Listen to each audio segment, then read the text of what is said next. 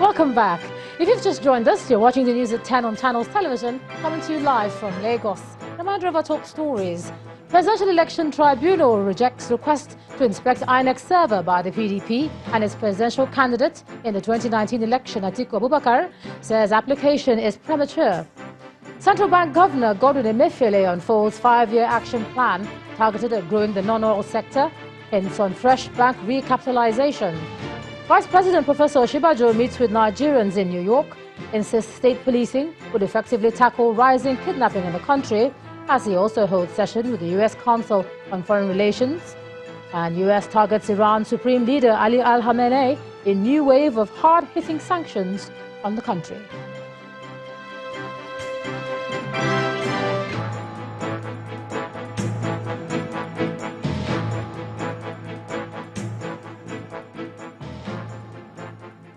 For more information on our top stories, please visit our website, channelstv.com. Subscribe and watch Channels Television's live stream on YouTube and other social media platforms using your mobile device browser, or download the Channels TV app for Android and iOS devices from their respective stores.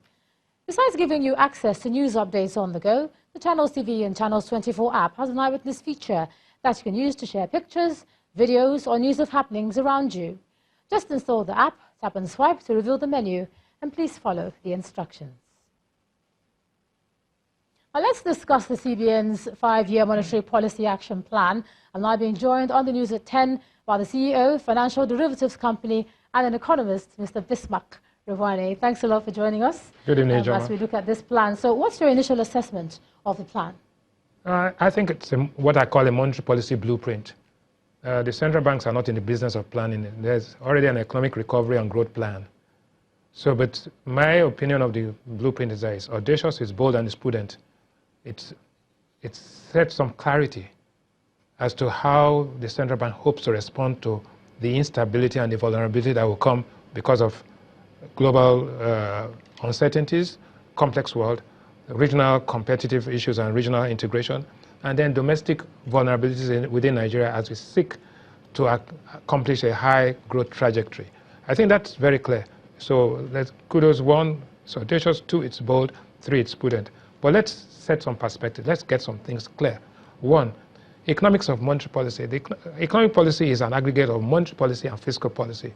Central bank governor said clearly from the beginning, in conjunction with the fiscal authorities, I hope to do the following to accomplish this. I was going to ask about that because you don't have a minister yet. Right. So the fiscal team is in place, but monetary policy is concerned with two principal things: price stability and managing external imbalances.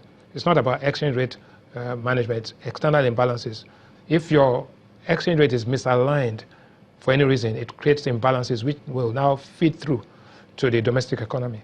So another thing Nigerian audience have to understand, there's a difference between monetary conditions and monetary policy. Monetary conditions is your diagnostic state of the economy. The economy is like a patient, and the monetary policy is the therapy you use to solve that problem. So you have to understand that. But now, I look through the analysis, which you'll see that on the slides there. The central bank governor came in 5 years ago in 2014, when the price of oil was $99 a barrel.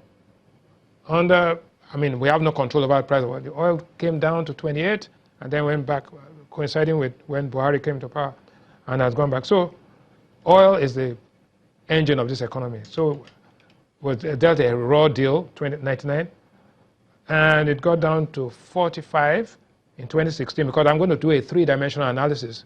One is what happened when it came in, what happened in midstream, and what happened now. Okay, so you have this, and GDP at that time was $568 billion, because obviously you were dividing your naira by 155 at that time.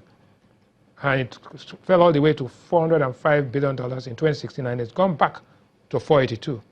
So if you take the 10 parameters, you find that what we started with, where it got missed when we had a recession and when we are in recovery. So this central bank has managed, they dealt a raw deal, and things deteriorated. And then they picked it up in 2016 and started a recovery, but the recovery is slow and not impactful at this point. So what are the things that we looked at? Growth rate in 2014 was 6.2%. You know, that's enviable rate of growth. It dropped down to recession where we had minus 1.6 and is back up to 2.01. So there is that's positive from 2016, but negative if you compare 2014 to where we are today. External balance, external buffers. Our external reserves were $34 billion in 2014. It's gone all the way down to, in the recession, down to $25 billion and back up to 45. But that's not it. The point is that external reserves, you have to net off the debt. In 2014, our debt, external debt was $9 billion. So the buffers, the external buffers of Nigeria was $24 billion. This, during the recession, it dropped to $14 billion. Now it's $19 billion. So compared to where we were in 2014, our external buffers have actually declined. Okay? The exchange rate was 191 in 2014, parallel market. It went all the way to 520 in 2016 during the recession. Average that time at 490. It has appreciated now to 362. So compared to when we came in 2014, it hasn't improved, it has deteriorated, but compared to the worst point in 2016, this central bank has been able to steer us out of that dangerous position and got us back onto the path of recovery. Now, how sustainable is this recovery path? Those are the external imbalances. Trade balance was minus 6.4. It went to minus 0.5. Now the trade balance is positive $23.5 billion. So you have a multitude of almost, you know, and that's... Inflation was 8% in 2014. It went all the way to 18.55% in 2016 due to bad policy measures and slow decision making. It has now recovered all the way. When we had about almost 12 or 18 months of consecutive decline in inflation, which is good, and then we are now at 11.4. There are certain things about the percentage of the balance sheet. The central bank balance sheet as a percentage of the GDP, of the total GDP has actually increased, and that's not such a good thing. But now let's go to how it affects the citizens. Because yes, I was going to ask these that policies, a lot of people think, what is the risk? What is the challenge for us staying on this trajectory for the next 5 years? And how does it affect the average person? Because they just see numbers. No, you don't plan. You see, you don't plan for the 5 years. We already have a plan.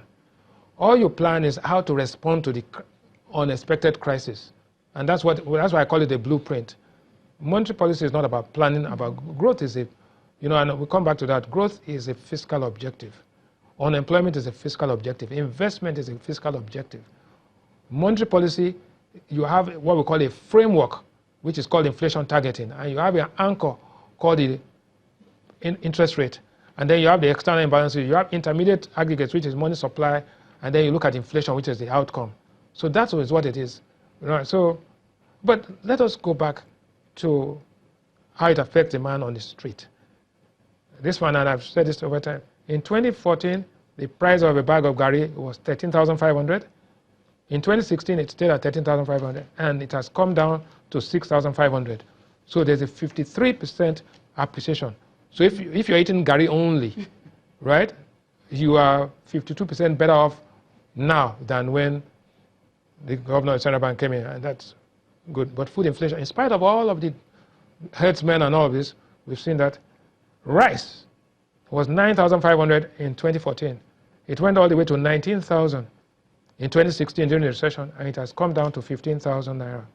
So compared to 2016, great job, right? So eating more rice and more domestic rice, even though there are smuggling issues. Beans is a different story. Beans was 14K in 2014. It went up to 18,000 in 2016, and now it's 19,000. So compared to, you know, and beans is a source of protein. It's very good. And again, high price of agricultural products and commodities is a good thing for the people, the farmers, right? But if not for some of that improvement in agricultural output, this price would have been 3 times this. So I'm measuring impact against expectations. Palm oil, 9,000 in 2014. It went all the way to 15,000. It's back to 9,000. Positive, right? And right now, in fact, the central bank has said that they will blacklist people who are smuggling. You know, I don't believe in all those things because smuggling is a symptom of a misaligned exchange rate.